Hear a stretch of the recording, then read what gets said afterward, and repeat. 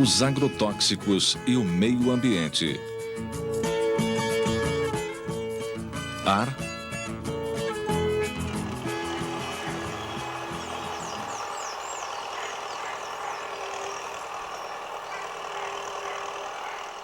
existem várias maneiras dos agrotóxicos entrarem no meio ambiente.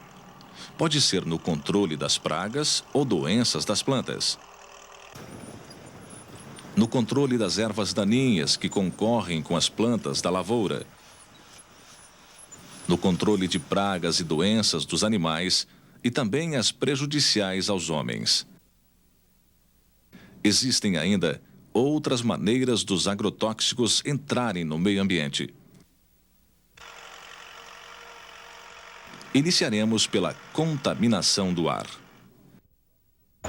A presença e a persistência de um agrotóxico no meio ambiente depende de vários fatores, entre os quais a natureza física e química do agrotóxico. Por exemplo, se ele é um pó, ele tem a tendência a permanecer por mais tempo no meio ambiente. O método de aplicação desse agrotóxico e também as condições do tempo. De acordo com o método de aplicação, as pulverizações são feitas pela via terrestre ou aérea.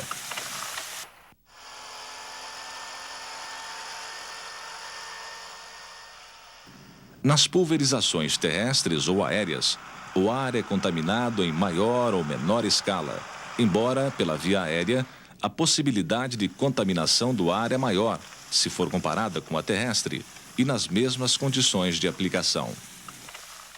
De acordo com as condições do tempo, a umidade, a temperatura e o vento têm grande influência no grau de contaminação do ar. O vento é o fator atmosférico que mais influencia para a dispersão do produto durante a aplicação. O tamanho das gotas também influenciam para este deslocamento. Do modo geral, o ar também é afetado pelos agrotóxicos. É claro que na pulverização aérea por aviões, se ela não for observada algumas regras técnicas, por exemplo, existe um momento de se pulverizar. O agricultor é orientado, e os técnicos orientam o agricultor, que ele tem que pulverizar no período da manhã e no período da tarde ou até à noite, se tiver condições. Os aviões devem voar nas pulverizações aéreas no período da manhã e no período da tarde. Sempre deve ser feito assim. Por quê? Porque na questão de pressão e temperatura, mais ou menos entre 11 horas e até as 3 horas da tarde, os produtos aplicados, como são aplicados também em partículas muito pequenininhas, gotas muito pequenininhas, são facilmente voláteis, são carregados pelas correntes de ar. E muitas vezes também na pulverização, em função disso, o produto, ao invés de descer para o solo, eles são carregados e sobem no ambiente. E aí as correntes de ar levam esses produtos para outros locais. Isso acontece geralmente. Os resíduos podem ainda descer com as águas das chuvas ou com a neve, prejudicando as plantas e os animais. Podem também descer naturalmente e depositar-se no solo. Podem aí permanecer ou voltar para a atmosfera.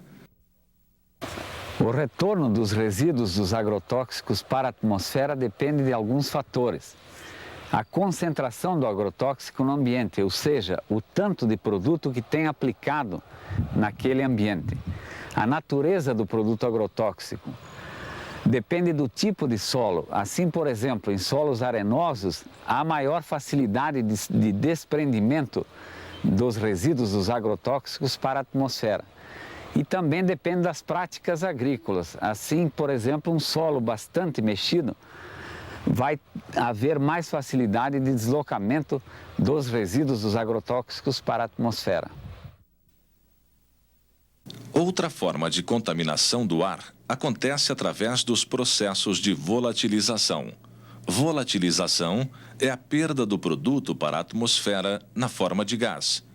Pode ocorrer durante a aplicação ou depois.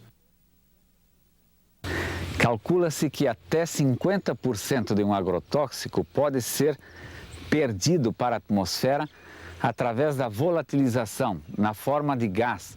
É como se fosse um gás escapando para a atmosfera de um botijão. Essa volatilização pode aumentar com o aumento da concentração do agrotóxico no ambiente. Também ela pode aumentar se a umidade relativa do ar diminui.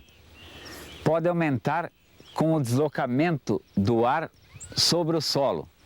E também ela pode aumentar bastante com a temperatura, que é um fator extremamente importante no processo da volatilização. Ou seja, quanto maior for a temperatura, maior será a volatilização de um agrotóxico. Por esta razão, o produtor não deve aplicar agrotóxico nas horas mais quentes do dia, próximos do meio-dia até 2, 3 horas da tarde. Calcula-se que apenas 10 a 20% dos agrotóxicos aplicados em pó são depositados diretamente nas plantas. Nas pulverizações com líquidos, o aproveitamento é de 25 a 50%. Nas melhores condições, os métodos de aplicações atuais desperdiçam de 50% a 75%, tornando-se assim contaminantes ambientais. Por estas razões, o hábito de se misturar mais de um tipo de produto no pulverizador ou de se fazer aplicações preventivas são formas de desperdício que aumentam o custo final da produção, além de contaminar ainda mais o meio ambiente.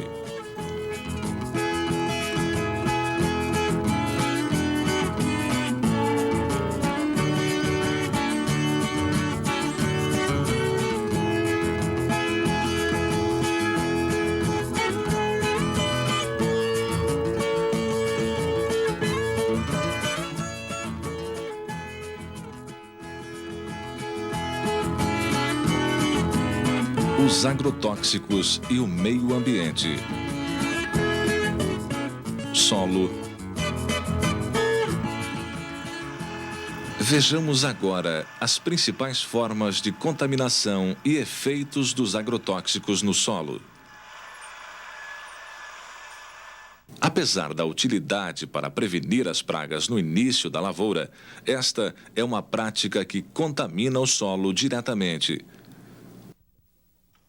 Outra forma de contaminação é quando a maior parte do produto cai no solo. Pode ocorrer ainda quando as folhas com resíduos caem no solo. A prática de fazer aplicações preventivas é outra maneira de aumentar a contaminação.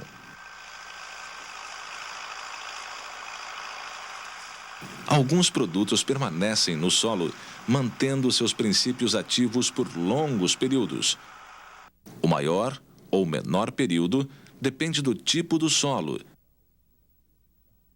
da cobertura vegetal e da intensidade de cultivo da área.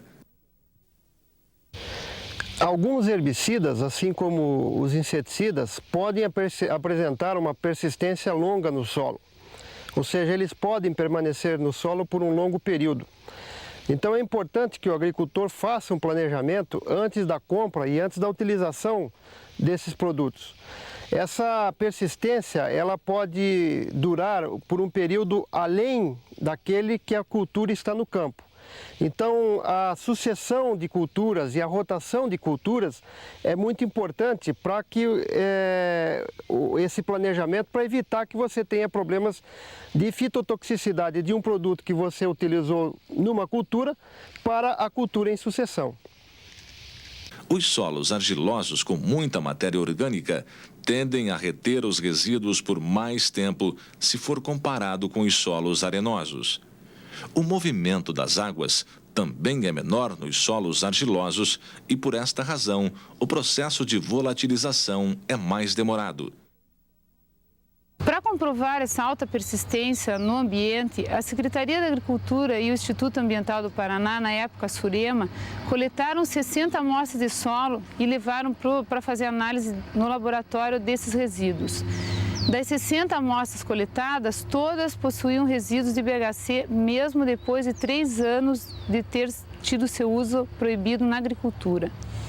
Dados mais alarmantes foram encontrados em trabalho realizado pela Secretaria da Saúde e Instituto Ambiental do Paraná, onde 27 produtos hortigranjeiros foram analisados. 24 possuíam resíduos de BHC 8 anos após ter seu uso proibido na agricultura. O deslocamento dos agrotóxicos no solo ocorre através das águas das chuvas no sentido horizontal e vertical. No deslocamento horizontal, carrega os resíduos de agrotóxicos juntamente com o solo. Desta maneira, contamina as minas, lagos e rios, podendo chegar ao mar. Outra forma de deslocamento ocorre no sentido vertical. A água que penetra no solo pode contaminar, além dos poços, as minas de água existentes na propriedade. Os agrotóxicos, uma vez presentes no solo, eles podem ser novamente absorvidos pelas raízes das plantas, contaminando os alimentos. Podem também contaminar os organismos que vivem dentro do solo, como é o caso da minhoca. A minhoca ela é considerada o indicador de qualidade do solo, porque ela leva a matéria orgânica da superfície do solo para dentro, ajuda a cimentar o solo, deixando ele mais resistente à erosão. Os canais que ela faz ajudam a passar o ar, a água, melhorando suas qualidades físicas e químicas. Então, um solo que tem utilização maciça de agrotóxicos não tem minhoca, é comprovado. Elas fogem ou morrem, porque o solo, ela se alimenta desse solo. E se esse solo tem resíduo de agrotóxico, vai matar a minhoca. O solo vem sendo agredido cada vez mais pelo uso indiscriminado dos agrotóxicos. É importante tomarmos consciência e adotar as medidas que permitam a continuidade da vida deste recurso natural.